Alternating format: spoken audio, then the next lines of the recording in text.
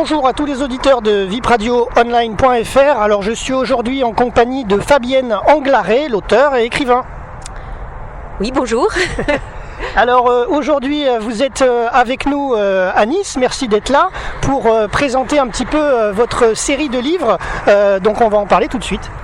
Oui, alors la série Louis, un républicain au siècle des révolutions, c'est un ensemble de 5 volumes que j'ai conçu comme une série, c'est-à-dire qu'on y retrouve toujours le même personnage, mais chacun des volumes peut se lire indépendamment dans la mesure où on prend le personnage à différentes époques de sa vie. Ça se déroule au 19e siècle, depuis 1814, la chute de Napoléon Ier jusqu'à l'avènement de Napoléon III, c'est-à-dire pendant toute la période de la Restauration, du retour des rois, donc d'une période difficile pour les républicains et néanmoins pleine de soubresauts révolutionnaires, puisqu'en 1830, 32, 34, en 1848, il va y avoir tout un tas de révoltes et de révolutions qui vont porter et faire avancer les idées républicaines. Et le roman met en scène un personnage qui n'est pas un personnage historique, qui est un personnage imaginaire, issu du peuple, et qui va forger ses convictions républicaines au fil de ce qu'il va vivre, puisque on est tous les êtres humains sont comme ça, c'est ce que nous vivons qui construit un petit peu nos convictions. Donc étant issu du peuple, évidemment, il est révolté par les injustices dont il est l'objet, dont ses amis font l'objet, dont il voit d'autres, des inconnus être l'objet autour de lui, particulièrement pendant cette période de la Restauration. Pour donner un petit peu une idée de cette période, c'est la période où se déroulent Les Misérables de Victor Hugo, par exemple, ou Jacques le Croquant aussi. Donc c'est vraiment une période de retour de l'obscurantisme et d'oppression des classes populaires. Donc il va se forger ses convictions républicaines tout au long de cette histoire. Donc dans le premier tome, Louis naît à La Rochelle, dans le petit peuple du port. Et puis malgré sa petite naissance, il va se battre en travaillant, en utilisant les solidarités autour de lui pour réussir à étudier. Il va partir à Bordeaux, il va découvrir la misère d'une ville un peu plus grande, donc une misère encore plus noire, continuer néanmoins ses études, réussir à devenir médecin. Donc là on est dans les tomes 2 et 3. On découvre aussi Bordeaux, la ville de Bordeaux à cette époque, mais ça peut paraître loin Bordeaux, mais c'était la même chose à Nice, à Cannes, à Marseille, c'était la même vie finalement à la même époque. Et puis voilà, donc l'histoire continue, il va partir aussi de par le monde, et puis il va vivre une partie des journées révolutionnaires de 1830, et dans le dernier volume, son fils vivra les journées révolutionnaires de 1848. D'accord, donc on le suit tout au long de sa vie au final, Louis. Au final, voilà, on peut aussi les lire séparément, mais aussi les lire les uns après les autres, comme une saga où on suit ce personnage tout au long de sa vie. Et pourquoi j'ai choisi le 19e siècle ?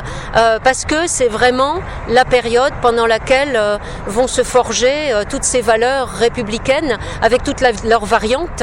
Donc il y a un certain nombre aussi de discussions dans le cours du roman avec des gens qui sont de cette sensibilité sur comment mettre en œuvre la République, et toutes ces valeurs de liberté, d'égalité, de fraternité, elles se construisent là.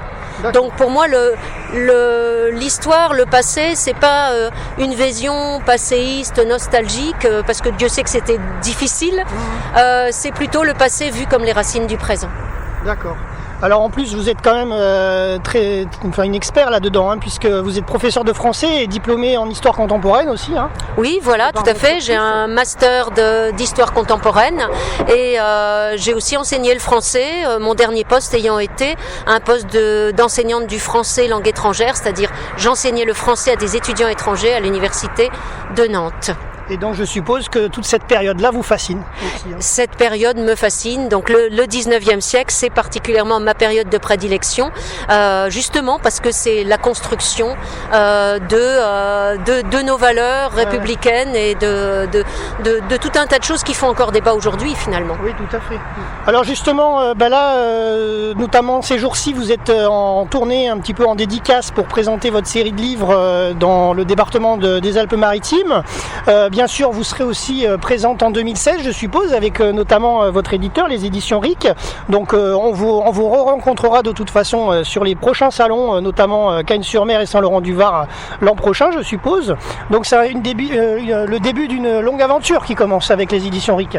Oui, tout à fait. J'espère que c'est le début d'une grande aventure avec les éditions RIC et puis avec les lecteurs de la région que nous allons essayer d'élargir.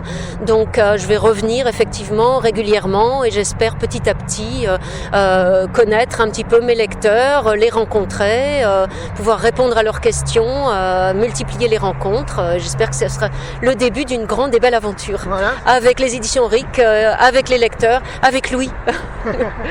Alors justement, on va rappeler le titre du livre, le premier en tous les cas, c'est L'Enfant de la Lande, ensuite Fidèle contre vents et marées, Le Château de l'Ombre, Le Carabin des Faubourgs et L'Intrépide. Alors ils ne sont pas forcément dit dans le même ordre, hein, mais de toute façon on peut retrouver tout ça dans votre dossier de presse qui est disponible sur notre site internet et évidemment sur le compte Twitter de la radio, @ASSO-RVPB. Vous pouvez le retrouver sur notre Dropbox, mais je vous laisse aussi donner bien sûr votre site internet où on doit sûrement le retrouver.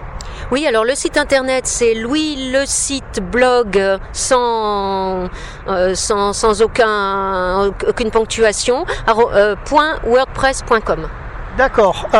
Et puis évidemment sur le site des éditions ric.fr vous pouvez retrouver l'ensemble de cette série donc de Louis, un républicain au siècle des révolutions.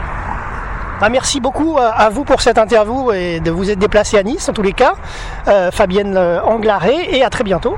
Merci beaucoup, à très bientôt à tous et merci pour cette rencontre et j'espère qu'il y en aura d'autres.